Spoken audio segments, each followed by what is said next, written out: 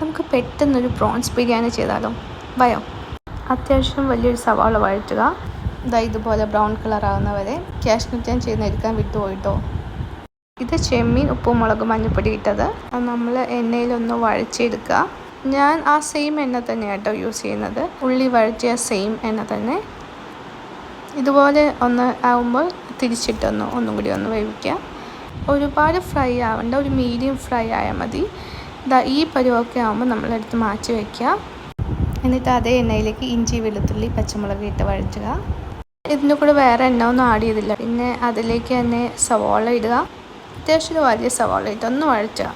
ഒന്ന് വഴന്ന് വരുമ്പോൾ കുറച്ച് ഉപ്പ് ആഡ് ചെയ്യുക. കുറച്ച് അല്പം സമയം എടുക്കും. അപ്പോൾ ആ സമയത്ത് ഇത് നമ്മുടെ കൈമ റൈസ് ഒരു 15 മിനിറ്റ് മുന്നേ വെള്ളത്തിലിട്ട് വെച്ചതാണ്. ഞാൻ കുക്കറിലാട്ടോ ഉണ്ടാക്കുന്നത്. നെയ്യ് ഒഴിച്ച് അതിലേക്ക് നമ്മുടെ മസാലക്കൂട്ടുകളൊക്കെ ഇടുക. അത് ആവശ്യത്തിന് ഇട്ടാൽ മതി, ഓരോരുത്തരുടെ ഇഷ്ടമാണ്. കുറച്ച് അരിയേ എടുത്തുള്ളൂ, പിന്നെ കുറച്ച് സാധനങ്ങളെ ഇടുന്നുള്ളൂ. ഒന്ന് ചൂടാക്കുക, അത്രേ ഉള്ളൂ. അതിനുശേഷം നമ്മുടെ കൈമ റൈസ് വെള്ളം ഊറ്റിയത് അത് ഈ നെയ്യിലേക്കൊന്ന് മിക്സ് ചെയ്യുക. ഇതിലേക്ക് ആവശ്യത്തിന് വെള്ളവും ഉപ്പും ഇടുക. ചൂടുവെള്ളം കേട്ടോ ഞാൻ ഉപയോഗിക്കുന്നത്. ഞാൻ ഈ അരി ഒന്ന് മുങ്ങിക്കിടക്കാൻ പാകത്തിനാണ് കേട്ടോ വെള്ളം ഉപയോഗിക്കുന്നത്.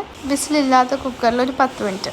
ആ സമയം കൊണ്ട് നമ്മുടെ ഉള്ളി കുറച്ച് തക്കാളി, കറിവേപ്പില ഇട്ടു. അതൊന്ന് ജസ്റ്റ് വഴച്ചെടുക്കുക. മസാലപ്പൊടി, ഈസ്റ്റേൺ മസാലപ്പൊടി യൂസ് ചെയ്യുന്നത്, അതൊന്ന് കുറച്ചിട്ട് കൊടുക്കുക. മസാല ഒന്ന് എല്ലാത്തിനും പിടിക്കുന്നവരെ ഒന്ന് ചെറുതായിട്ടൊന്ന് ചൂടാക്കി കൊടുക്കുക. അപ്പോൾ നല്ല മണക്ക് വരുന്നുണ്ട് കേട്ടോ നല്ല മസാലകൾ.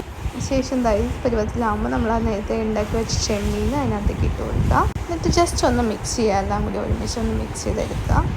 ചെമ്മീൻ നമുക്ക് ഒരുപാട് ഫ്രൈ ആക്കേണ്ട ആവശ്യമില്ല, അപ്പോൾ ഭയങ്കര ഹാർഡായി പോകും. ഈ പരുവാണെങ്കിൽ ഓക്കെയാണ്.